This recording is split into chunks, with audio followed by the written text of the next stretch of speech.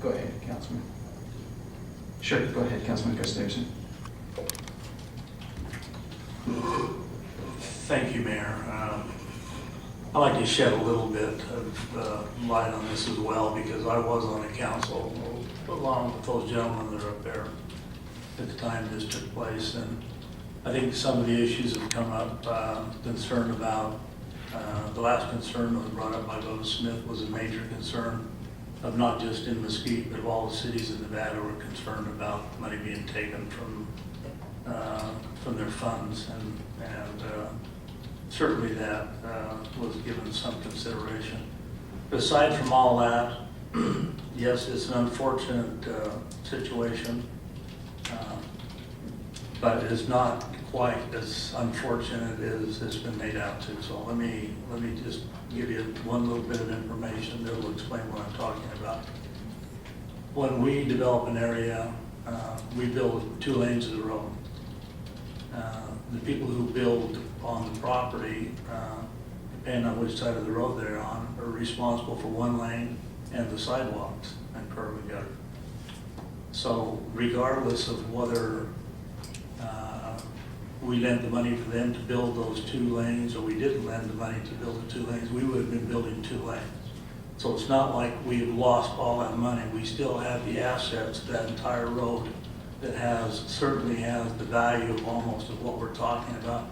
Part of that $2,500,000 was spent on drainage pipes that came down through there. However, I'm not an engineer, but it's my understanding at the time we couldn't have built that road without the drainage situation being rectified anyway. So that would have been part of the road construction eventually anyway. So that needs to be taken into consideration. It's not like anybody's out $2,500,000 because the road is there. We would have built the road, and it would have cost us certainly close to that amount of money.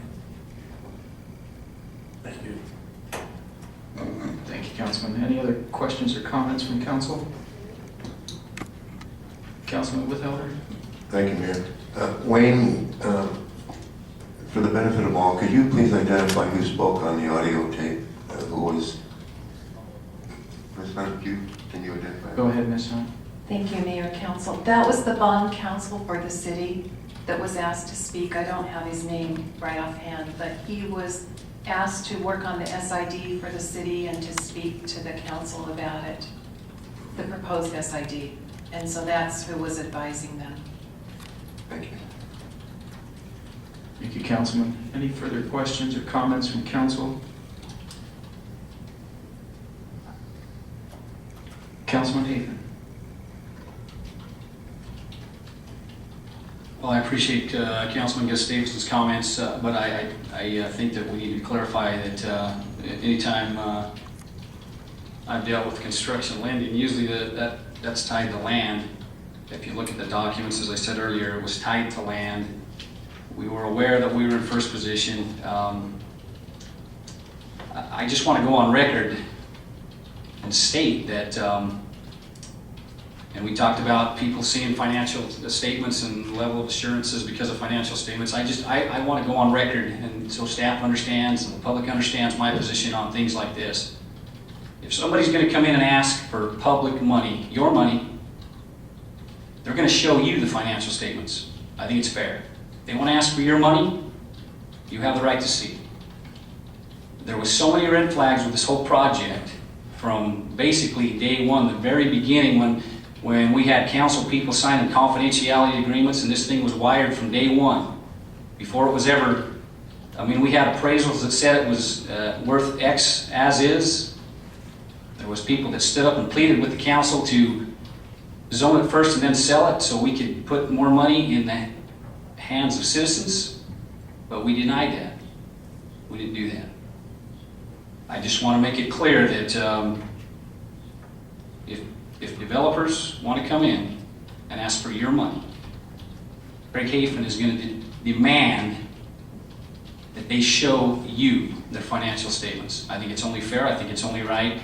And when we lose focus and we try to rush things and we try to facilitate development they can't stand on their own. We have no business putting our money into a development that is not going to be successful. I'm not sure what we can do at this point. Whether we push the issue to force, some foreclosure so that we can get somebody in that might take the project and run with it. That's a legitimate purchaser. And if that happens, we really can't hassle them because they bought the property in good faith with all things cleared off the property, and they have the right to go forward with that. So unless there's some other legal direction, I know you made some comments about what we could do, but I think it's time that we've tried to address the issues so that the citizens understand the predicament we're in here. Believe me, I would like to get that money back so we can put it back in the RDA funds. There hasn't been a lot of the things that RDA money has been invested in. You can go talk to Aaron or look at what we spent money on and see the kind of returns that are generated and put back into RDA. It's not a very good track record. But I just, I thought it was fair for the citizens to understand how we got to where we are today based on this project. And I just want it to be the citizens to understand my position going forward with RDA funds, or anytime a developer comes in and wants your money, you have the right to understand the full program and see their financial statements. Thank you, Councilman. Councilman Gus Davison. I'd just like to clarify a couple more things that Councilman Hayden said. I understand where he's coming from. In fact, I fully agree with him about how we should handle our funds. There's no question about it. He wasn't sitting up here when he was being told by everybody from the city attorney to the city manager, who had a great record in finance, to a group of council people about whether it was a good or bad idea, because he definitely said it was a good idea, as well as the legal counsel at the time. But nonetheless, I just have to clear up one thing, and that is that Councilman Hayden made some comment about confidentiality statements signed by council people.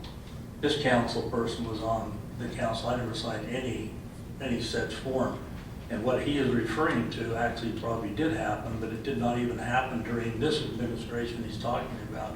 Those confidentiality statements were signed, as I understand it, during the time when the project first came forward and they were talking about a casino and hotels and all that type of thing. Those are the council people, which aren't on the council that's up there, nor the mayor that was up there. It was the whole administration prior to that. So I just think we need to get our facts straight. If we're going to start making comments about people signing things and stuff, I think it needs to be acted. Thank you, Councilman. Councilman Whitfelder. Thank you, Mayor. My comments are kind of twofold. First of all, when it comes to financial statements, I think it's got to take someone with a little more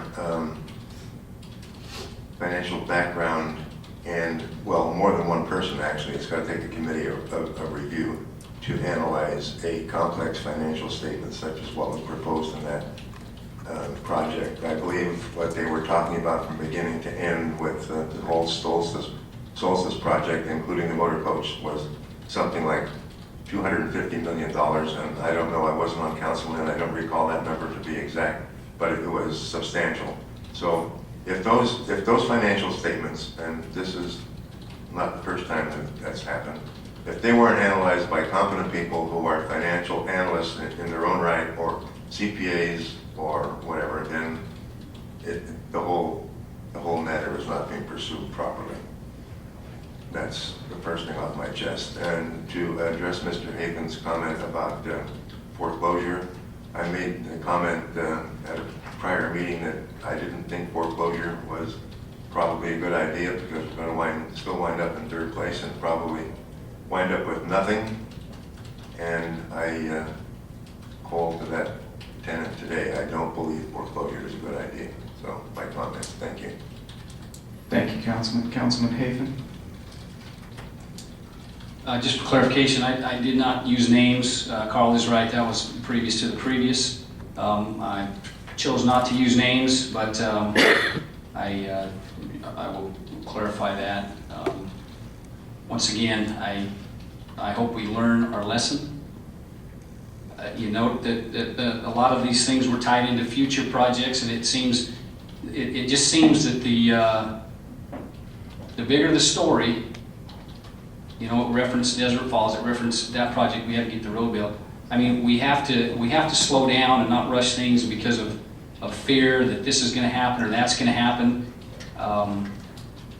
I think we need to take a hard look at these, whether it's city land or whether it's city money.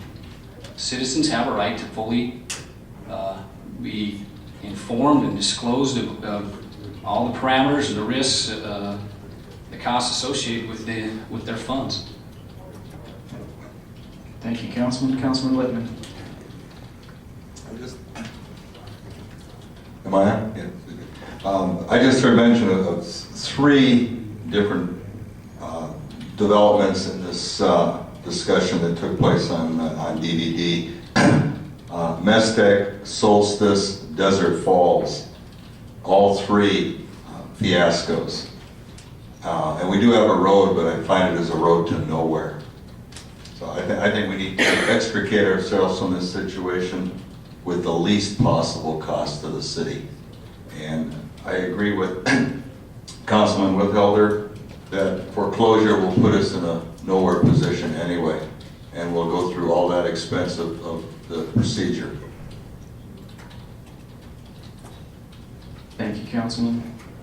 Councilman Hafen? I guess I'm looking to our city attorney to give us some direction, a recommendation. Ms. Hunt?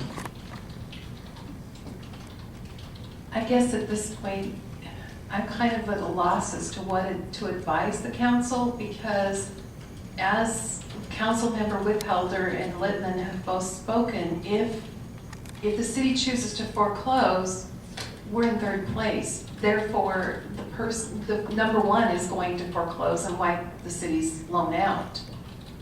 Number 2, if the council chooses to shut down the permits, as is an option, if they are entertaining people who are looking to buy it, they're not going to buy it, so the first person first in line will probably foreclose and wipe out the city. So I'm not really sure at this time what to advise the council. I mean, it's a bad situation. Mr. Kennedy, I did speak to Mr. Kennedy last week.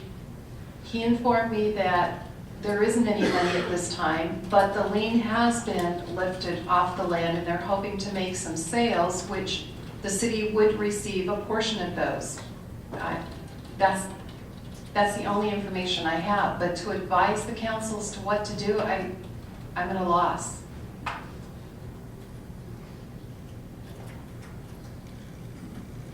We'll go with Councilman Withelder first. Thank you, Mayor. Ms. Hunt, are you going to have subsequent conversations with Mr. Kennedy regarding the motorhome project, regarding sales and how that's progressing? I can if the council directs me. But did he give you a timeline as to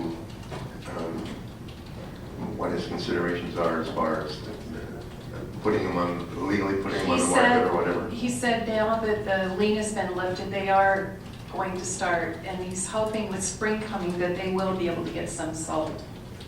But not a definitive timeline at this point. He didn't know. There wasn't any definitive timeline. Okay, maybe I'm going to kind of use this as a proposal, or if and when you can have an immediate conversation with him and try to ascertain when that timeline will take effect, and if there's any way we can gain any money from the sales of those properties, and find out who's going to be marketing the properties and you know, the entire information package that he may provide.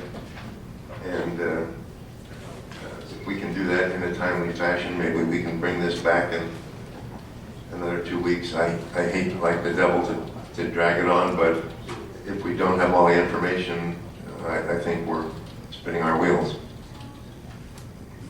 Councilman Hafen? Those were a lot of my same questions. I would like to clarify for Mr. Kennedy whether or not there are pending offers or if it's just wishful thinking pie in the sky. Because I think we've heard that for the last couple of years.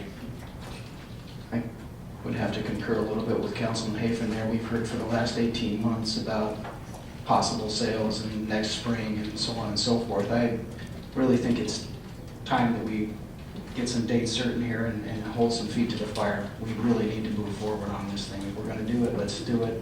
Let's hold some feet to the fire and then do an action. Any other further council comments? We'll entertain a motion if you want to make one, council.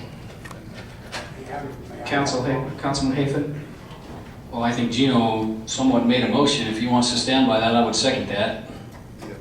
Go ahead and Yeah, reword that, thank you. Councilman. Thank you, Your Honor. Yeah, I will make a motion that we're going to direct Ms. Hunt to obtain that information from Mr. Kennedy at the utmost soonest convenience, and let's get this back on the agenda. When's the next scheduled RDA agenda? Do we know? There isn't one, but if, This I'll can try. it can go to a council meeting instead of an RDA meeting. No, it'll need to come to RDA, but as soon as I am able to speak to him, if you could make the motion that as soon as I'm able to speak to him, I'll get it on the next available RD. We can do a meeting of the next available one. Well, I would like to make that motion as such that we obtain that information that I mentioned and put it on the next immediate available date for a scheduled RDA meeting. Second.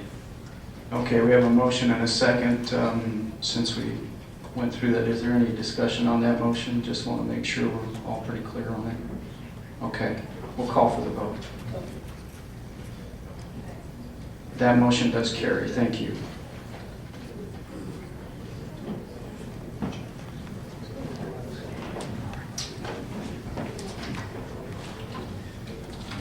With that, we'll close agenda item 4, moving to agenda item 5, which is public comment. Please step forward, state your name, where you're from, and remember you have 3 minutes.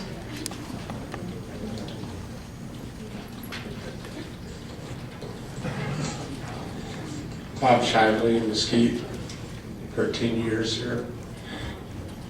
If you want to know probably a different place to start that might give you a different outcome, you need to quit chasing the tail of the dog, which is the RV park, and chase the major project that was buying up a lot of property, including moving the fairgrounds over into Arizona.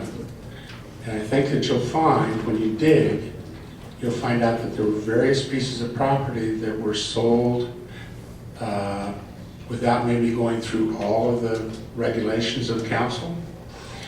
There was maybe some ego involved, trying to make a legacy.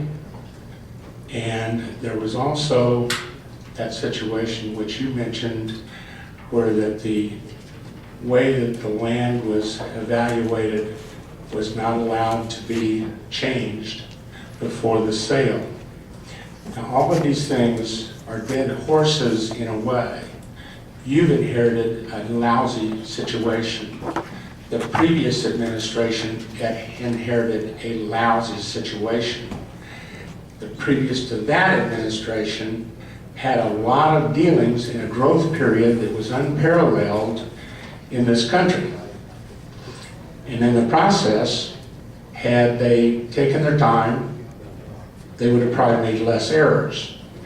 But along came the recession.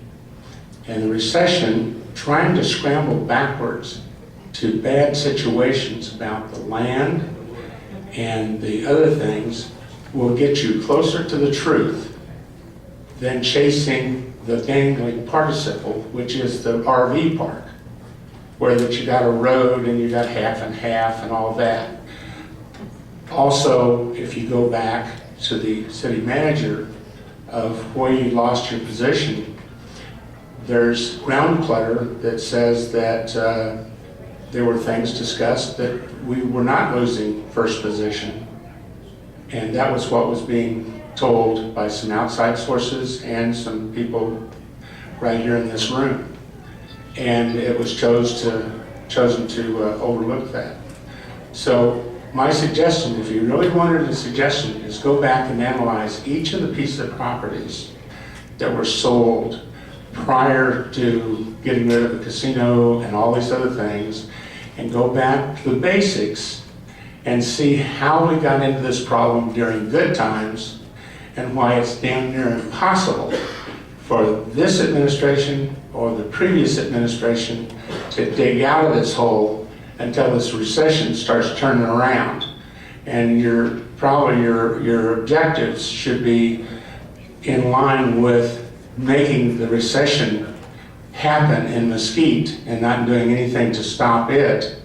But we've got to move forward.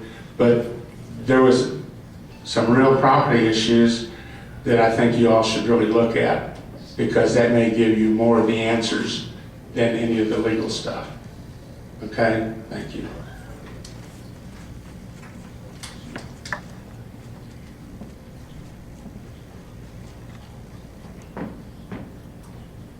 Any further public comment?